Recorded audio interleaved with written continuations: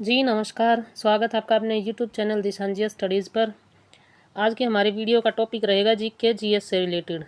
और इसमें जो है हमारे एग्ज़ाम्स में कुछ ऐसे टॉपिक्स आते हैं जिसमें जीके जीएस और ईवीएस के मिक्स में कुछ टॉपिक्स होते हैं जो समझ नहीं है, मतलब क्या होता है कि ये मिक्स ही होते हैं, पता नहीं चलता ये जीके का है, जीएस का या ईवीएस का है। तो ऐसे ही कुछ क्वेश्चंस हैं। और आज की हमारी वीडियो जो है ना सिर्फ किसी स्टेट एग्ज़ाम के लिए बल्कि एसएससी का कोई भी एग्ज़ाम हो उसके लिए भी ये जो है बेसिक्स का काम करेगी। तो वीडियो को पूरा देखें और पीडीएफ के लिए जो है टेलीग्राम चैनल को ज़रूर ज्वाइन करें।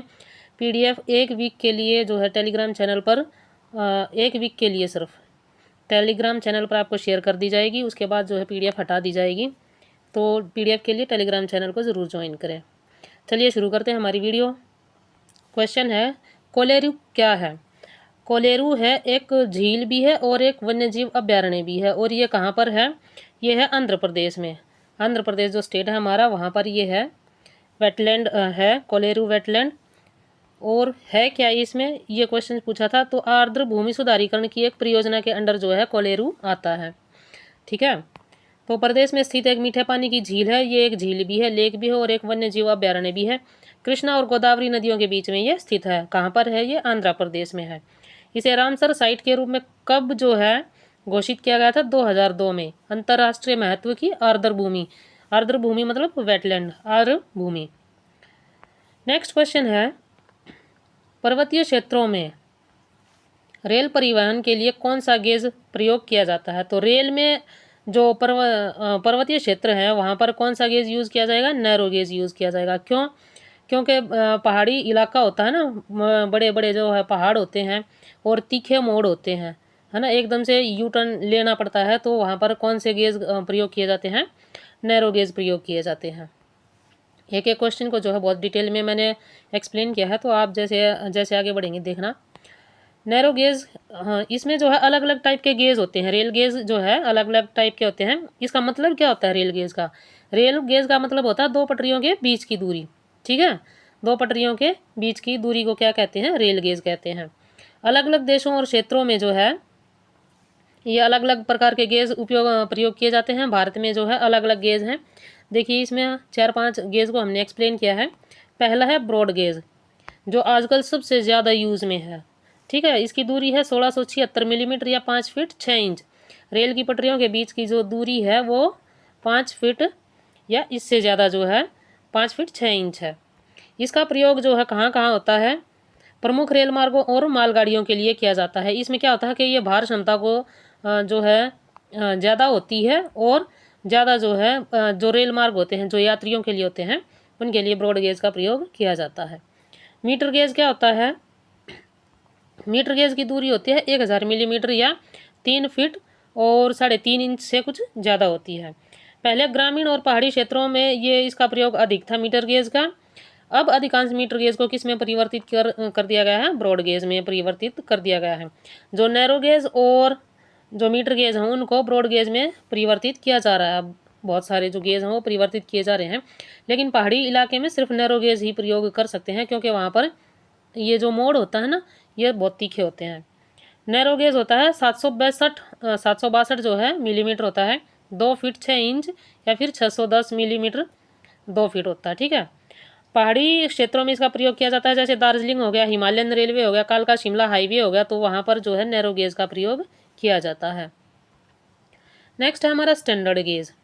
स्टैंडर्ड गेज क्या होता है? 1435 मिलीमीटर होता है, 4 फीट और 8.5 इंच होता है। ये विश्व स्तर पर सबसे ज़्यादा प्रयोग किया जाने वाला जो है गेज है ये सिर्फ भारत ही नहीं बल्कि जो है बहुत से देशों में भी इसका प्रयोग किया जाता है। कौन से गेज का प्रयोग किया जाता है? स्टैंडर्ड गेज का प्रयोग किया जाता है।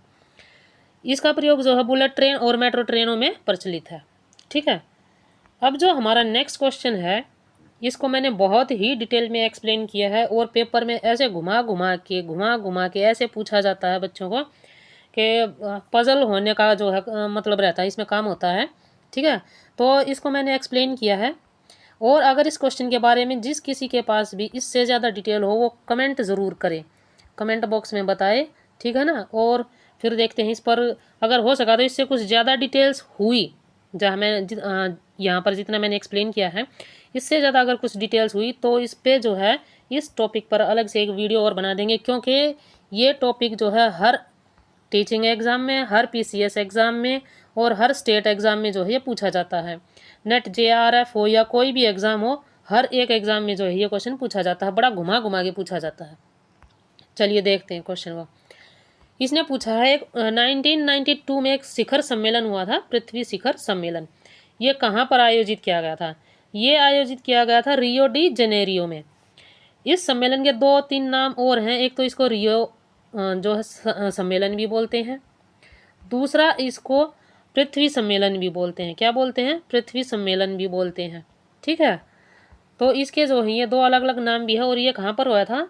रियो डी जेनेरियो, ब्राज़ील में जो है ये सम्मेलन हुआ था। अब इसके बारे में हम पढ़ेंगे कि पृथ्वी शिखर सम्मेलन क्यों बनाया गया। क्यों बनाया गया? इसका आयोजन इसलिए किया गया क्योंकि वैश्विक स्तर पर बढ़ते पर्यावरणीय संकट, प्राकृतिक संसाधनों का अंधाधुंध, प्रदूषण, जलवायु परिवर्तन जैसी समस्याओं का समाधान निकालना आवश्यक हो गया था। 1992 में जो है ये सम्मेलन हुआ था और इसको जो है पृथ्वी शिखर सम्मेलन या विश्व सम्मेलन भी कहते हैं। क्या बोलते हैं इसको? विश्व सम्मेलन, क्योंकि इसमें जो है 179 देशों ने, वर्ल्ड के 179 देशों ने इसमें पार्टिसिपेट किया था। ठीक है,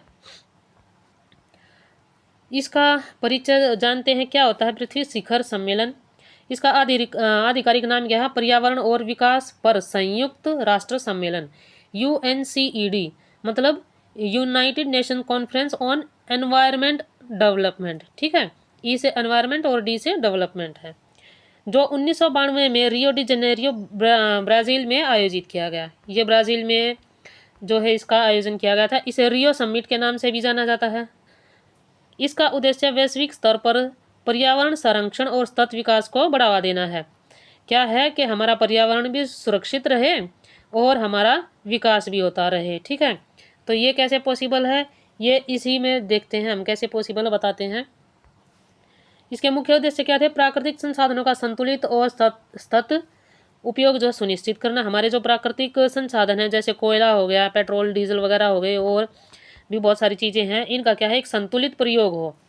विषैले पदार्थों जैसे सीसा और रेडियोधर्मी पदार्थ, इनके उत्पादन और उपयोग को कम करना। ये तो भाई किसी भी लेवल पे कम नहीं हो रहा, क्योंकि हमारा जो एक मोबाइल फ़ोन है ना, वो भी क्या है? एक रेडियो एक्टिव है। इससे भी जो है बहुत सारी रेज निकलती रहती हैं। तो इतनी चीज़ें बढ़ गई हैं इलेक्ट्रिक के, आप जो है इस चीज़ को कम ही नहीं कर सकते, ये बढ़ ही रही हैं। नेक्स्ट है जीवाश्म ईंधनों पर निर्भरता को कम करना और नवीकरणीय ऊर्जा स्रोत। जीवाश्म ईंधन हमारे जैसे कोयला, पेट्रोल, डीजल हैं, उनकी निर्भरता पर हम कम करने के लिए क्या करेंगे? जो हमारे नवीकरणीय ऊर्जा स्रोत हैं जैसे सौर ऊर्जा है, हम जो पैनल लगवाते हैं सोलर पैनल, वो इसका एक विकल्प है। पवन ऊर्जा है, जल ऊर्जा है। वैसे जल जो है वो क्या है? एक लिमिटेड है। ठीक है, जल के बढ़ते उपयोग और घटती आपूर्ति के प्रति जागरूकता को बढ़ाना और संरक्षण की योजनाएं बनाना। अब पृथ्वी शिखर सम्मेलन के महत्वपूर्ण सम्मेलन, बहुत सारे सम्मेलन हुए हैं, इनको हम एक एक इनका नाम पढ़ेंगे और इनके इंपॉर्टेंट पॉइंट पढ़ेंगे। ज़्यादा डिटेल में इनको एक्सप्लेन नहीं किया है। क्या है कि पहला जो सम्मेलन हुआ था वो था एक 1972 में, ये हुआ था स्वीडन में, और स्वीडन के कहाँ? स्टॉकहोम में इसका आयोजन किया गया था। इस सम्मेलन का नाम क्या था? मानव पर्यावरण पर संयुक्त राष्ट्र सम्मेलन।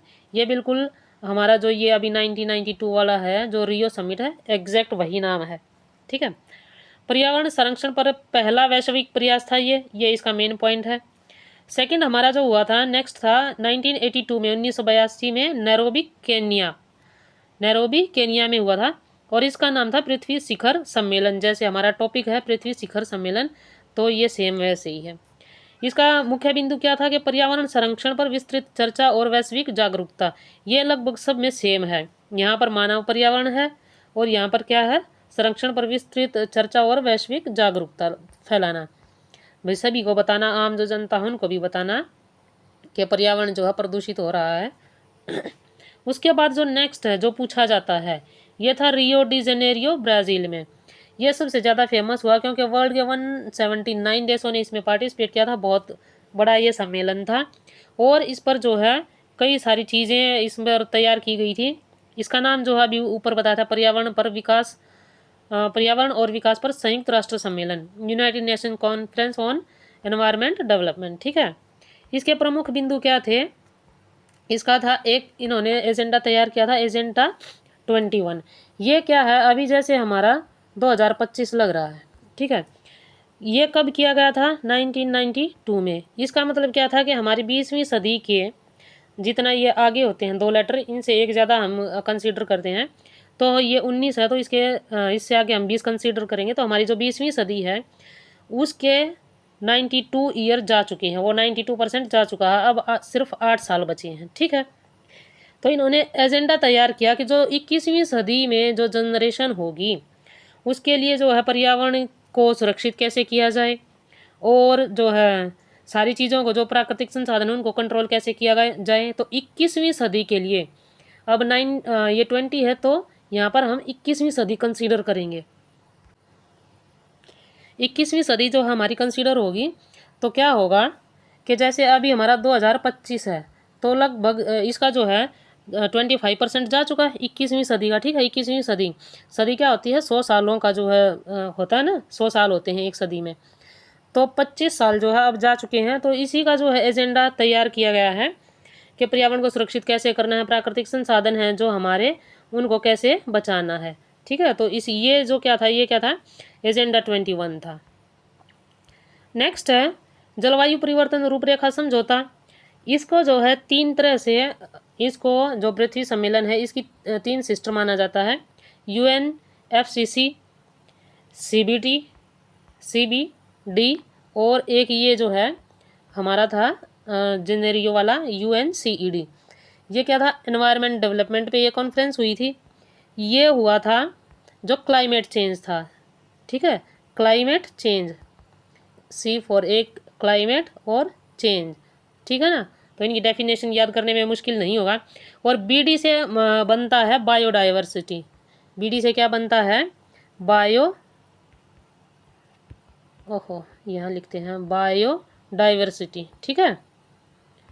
तो BD क्या हो गया? बायोडाइवर्सिटी हो गया। तो ये सारी चीज़ें जो हैं, पेंसिल, ये सारी चीज़ें थी इसमें। इसके ये जो मेन पॉइंट थे जैव विविधता वाला, ठीक है। एजेंडा 21, जलवायु परिवर्तन रूपरेखा समझौता और जैव विविधता समझौता। इसके बाद हुआ था 2002 में, 2002 में जोहान्सबर्ग, दक्षिण अफ्रीका। आपको कमेंट बॉक्स में बताना है कि दक्षिण अफ्रीका से जो है महात्मा गांधी ने एक आश्रम की स्थापना की थी, वो कौन सा था, ठीक है। इसका नाम बताना है। सम्मेलन का नाम क्या था इसमें? दक्षिण अफ्रीका जोहान्सबर्ग में हुआ था 2002 में।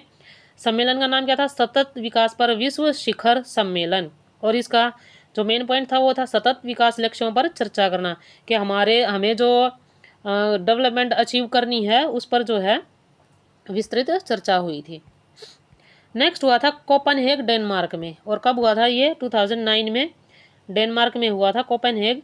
इस सम्मेलन का नाम था संयुक्त राष्ट्र जलवायु परिवर्तन सम्मेलन, ठीक है। इसका मुख्य बिंदु क्या था? जलवायु परिवर्तन पर वैश्विक समझौते की पहल, के जो देश जो हैं ज़्यादा कार्बन उत्सर्जन जो कर रहे हैं, जो ज़्यादा कार्बन प्रोडक्शन कर रहे हैं, उनके साथ समझौते हुए थे। इसमें बहुत सारे समझौते भी हुए थे, जैसे क्योटो प्रोटोकॉल और पेरिस समझौता। उनके बारे में अलग से जो है डिटेल वीडियो बनाएंगे, ठीक है। तो अभी सिर्फ ये मेन पॉइंट्स ही करेंगे हम। उसके बाद हुआ था 2012 में रियो डी जेनेरियो। ये जो है नेक्स्ट, इसमें भी एक 1992 में हुआ, और इसके बाद ये 2012 में। इसका भी नाम क्या था? तत्व विकास पर संयुक्त राष्ट्र सम्मेलन, UNCSD, ठीक है। कॉन्टिन्यूस जो है सक्सेसिव क्या था? डेवलपमेंट। इसके मेन पॉइंट क्या थे? Rio+20 नाम से ये प्रसिद्ध हुआ था। तो Rio+20 आप समझ सकते हैं, तत्व विकास लक्ष्यों का खाका इसमें जो है तैयार किया गया था। अब बात आती है भाई, हम पृथ्वी शिखर सम्मेलन मनाते क्यों हैं, इसका उद्देश्य क्या है? वैसे तो आपने जो इनके नाम है उन्हीं से समझा होगा कि मनाते क्यों हैं, क्योंकि क्लाइमेट चेंज को लेकर है, ये पृथ्वी को बचाने के लिए है, ठीक है। पृथ्वी शिखर सम्मेलन का आयोजन इसलिए किया गया क्योंकि वैश्विक स्तर पर पर्यावरण संकट जो है बढ़ रहा था, प्राकृतिक संसाधनों का अंधाधुंध प्रयोग हो रहा है, प्रदूषण बढ़ रहा है और जलवायु परिवर्तन जैसी समस्याएं आ रही हैं। बिन मौसम की बारिश हो रही है, ठीक है। तो इन समस्याओं का समाधान निकालना बहुत ज़रूरी था। इसके उद्देश्य क्या थे? प्राकृतिक संसाधनों का सतत प्रयोग, अभी ये हमने पढ़ा भी था, जलवायु, मृदा और जो है जल वन जैसे संसाधनों का सही उपयोग सुनिश्चित करना। अभी आप बोलेंगे कि मृदा को क्या हो रहा है, जैसे गंदगी भी तो फैला रहे हैं हम, और मृदा से हम क्या भी कर रहे हैं, जैसे खेतों से हमने मिट्टी उठाई और उसमें कंस्ट्रक्शन के काम में हम जो है मृदा का प्रयोग कर रहे हैं, तो क्या होता है कि इससे ज़्यादा दोहन होता है। ये यूज़ जितना यूज़ होता है उतना इसका नुकसान भी हो जाता है। ठीक है, इसके बाद है इनके संरक्षण के लिए वैश्विक स्तर पर ठोस नीतियाँ अपनाना। इसके बाद था पर्यावरण प्रदूषण को कम करना, हानिकारक रसायन जैसे सीसा और रेडियोधर्मी के उपयोग को नियंत्रित करना, ये भी पहले बताया था। अभी ये जो रेडियो एक्टिव वगैरह है और जो कार्बन उत्सर्जन है, इसमें जो है अमेरिका जैसा देश बहुत आगे है, लेकिन उन देशों को कोई फ़र्क नहीं पड़ता भाई। ठीक है ना, ये शायद आपने कभी न्यूज़ में भी पढ़ा होगा कि अमेरिका जो है सबसे ज़्यादा कार्बन उत्सर्जन करता है, और उनको दूसरे बाकी जो देश हैं जिन पर इनका बुरा प्रभाव पड़ रहा है, जैसे अफ्रीका हो गया, तो उनको कोई मतलब नहीं है इन चीज़ों से। पर्यावरण प्रदूषण हो गया ये। इसके बाद है वैकल्पिक ऊर्जा स्रोतों का जो है खोज करना, जैसे सौर ऊर्जा, पवन ऊर्जा, जल ऊर्जा, ये भी हमने पढ़ा था। इसके बाद है प्रदूषण कम करने के लिए हम अपनी तरफ से कोशिश क्या कर सकते हैं कि सार्वजनिक परिवहन का इस्तेमाल कर सकते हैं। बहुत छोटे बच्चों वाली बात है ना, निजी वाहनों की तुलना में सार्वजनिक वाहन परिवहनों का बढ़ावा देना है। जल संरक्षण के बढ़ते उपयोग और घटती आपूर्ति पर नियंत्रण करना। आपको पता है ना, जल स्तर बहुत नीचे गिर चुका है। बहुत नीचे जाके आप जो हैंडपम्प वगैरह लगाते हैं या फिर समर्सिबल वगैरह लगाते हैं, तो क्या होता है कि 200-200 फीट पर जाकर पानी मिल रहा है भैया। ये गांव की हालत है जिसमें। ठीक है, इसके बाद है जल प्रबंधन की योजनाएं बनाना और जल प्रदूषण को रोकना। बहुत सारी योजनाएं बना सकते हैं, जैसे अगर कहीं पर पीने के पानी का नल जो है आपने लगाया है, जिसको आप क्या बोलते हैं, हैंड पंप, वो अगर आपने लगाया है तो उस पर वहाँ बहुत सारे पानी की वेस्टेज होती है, तो क्या करते हैं कि उस पानी को हम खेतों की तरफ मोड़ देते हैं। ठीक है, ताकि वेस्टेज ना हो, वो खेत में चला जाए पानी और उसका प्रयोग हो सके। देखा भी होगा आपने, बहुत सारी वीडियोज़ भी बनी हैं ऐसी ऐसी।